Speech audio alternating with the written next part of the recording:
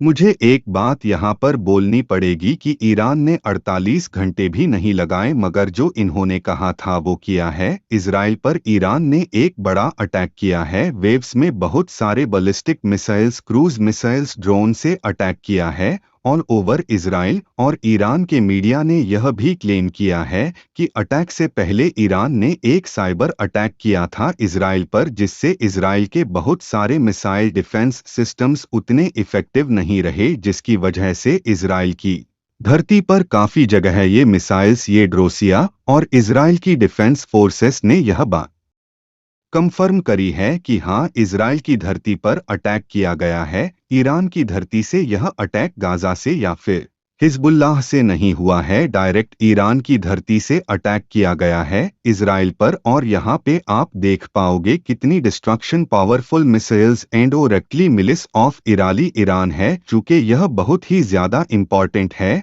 और by the way जो footage आप पीछे देख रहे थे, यह वही फुटेज है। यह सारे जो ड्रोन हैं, ये जो मिसाइल्स हैं, ये बरसाए जा रहे हैं ऑल ओवर इजराइल। इवन जो अल अक्सा मॉस्क है, उसके ऊपर से भी बहुत सारे ड्रोन और मिसाइल्स गिरे हैं। हालांकि इजराइल ने 80 पर ईरान के अटैक को इंटरसेप्ट कर लिया है हवा में ही। एक बहुत ही ज्यादा फेस्टिकट यह नाव यहाँ पर हुआ क्या है कि एक बैलिस्टिक मिसाइल को आगे बढ़ने से पहले वीडियो को एक लाइक, शेयर, सब्सक्राइब कर दो और बेल आइकन को भी प्रेस कर दो। इजराइल के एरो 3 एयर डिफेंस सिस्टम ने आसमान में ही डिस्ट्रॉय कर दिया है और डिस्ट्रॉय भी किया गया है।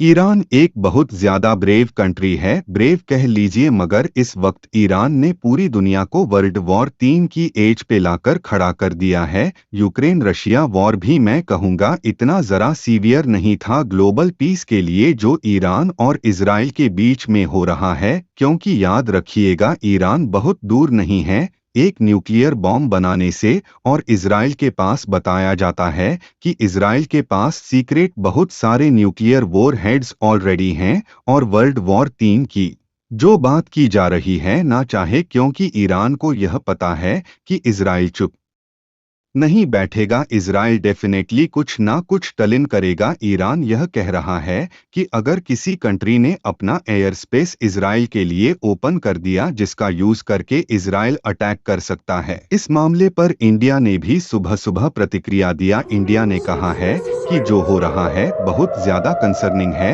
हम सभी पार्टीज को कहेंगे कि डिप्लोमेसी की तरफ वापस लौटे। ये जो अटैक्स हो रहे हैं ये बहुत गलत हैं। हर कंट्री ही यह बात आज के समय बोलेगी, क्योंकि अगेन जैसे मैंने आपको बताया वर्ल्ड वॉर 3 की तरफ दुनिया धकेली जाएगी अगर ईरान और इजराइल के बीच में एक कंप्लीट फुल स्केल वॉर हो जाती है। नाउ ईरान का आप अगर ऑफिशियल स्टंट्स देखो ना तो यह तो कहते हैं कि यूएन का जो चार्टर है आर्टिकल 51 का, उसमें यह बात साफ साफ लिखी है कि अगर किसी कंट्री की एम्बेसी पे कोई और कंट्री अटैक करता है तो उस कंट्री को हक है जवाब देने का। तो ईरान साफ साफ कह रहा है कि सिंस इजराइल ने सीरिया में जो ईरान की एम्बेसी थी उसको अटैक किया था, तो बाय डिफॉल्ट यूएन के चार्टर के हिसाब से ईरान को हक मिलता है अटैक करने का। अब ईरान भी कह रहा है कि बस अब चलो ठीक है, हमने बदला ले लिया, तुमने हमको मारा।